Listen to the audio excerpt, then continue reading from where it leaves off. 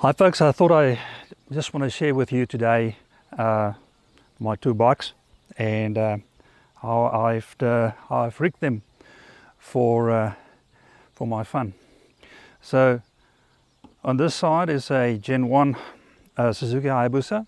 It's got 17,000 k's on the clock. It spent its life on the track, and this is my third Gen 1 Hayabusa, and I really love them. So I only use this bike for track riding, and then I recently bought this Honda CB500X as a, I would say, light adventure bike. Really enjoy this bike as well. Suddenly I can ride on the open roads and in the backcountry roads. So lovely. So let me show you my setup. So obviously it's not street legal. It's specifically, I only use it for track, and no real big modifications as far as that's concerned. But I've got a lap timer on here, a GPS lap timer, and then beyond that I've changed the sprocket, the front sprocket, and I think it's one tooth less, just for a bit of more gearing at the bottom. And beyond that, relatively stock standard. You can see this bike, the little bit of nicks and stuff on the ear is just from the stones flying on the racetrack. But this bike, I don't think it's done 1,000 k's on the road. So yeah, this is my track Hayabusa, and this is what it looks like. So I really love this bike, and perhaps one day it will end up on a special place in my house. Not sure yet, but yeah. Yeah, unfortunately I don't get a lot of track time just because of the logistics.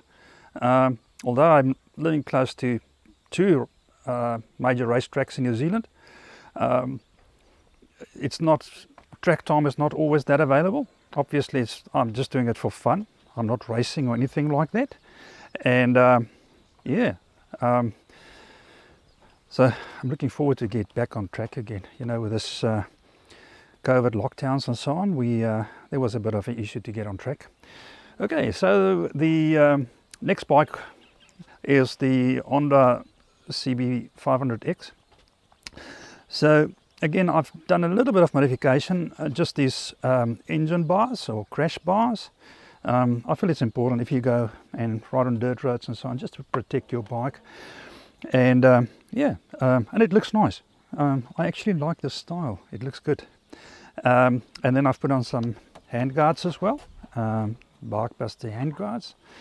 Well, I've just asked the dealer to install some hand guards for me, and that's basically the modifications I've done on this bike.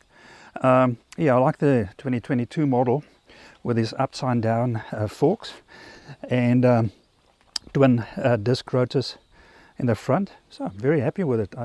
Performance wise, this bike is excellent on the road. It's not a race bike, but it's a very torquey motor, and yeah, I really love it. I really love this bike. I've done about 1,550 k's on it now, but well, every minute, every k is really so enjoyable. Yeah, and then I got this Garmin GPS, which I think is quite a must to have a GPS when you want to explore.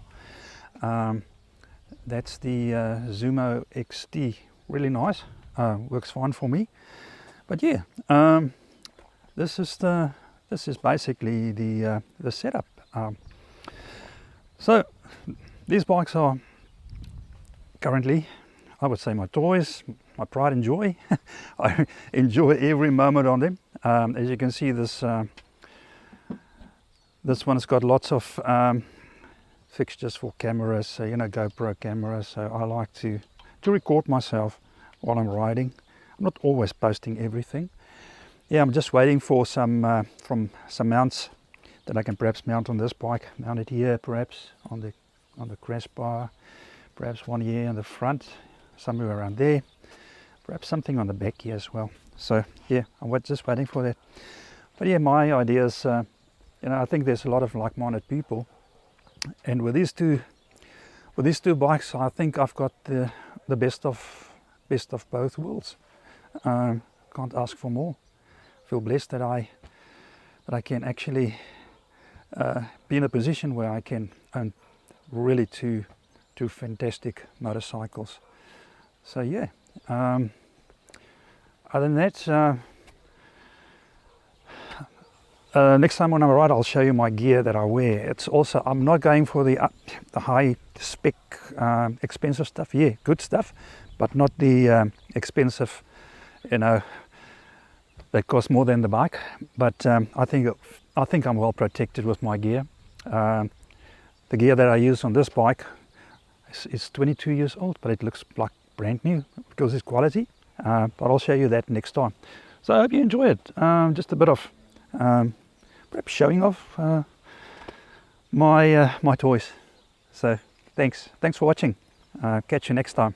Cheers.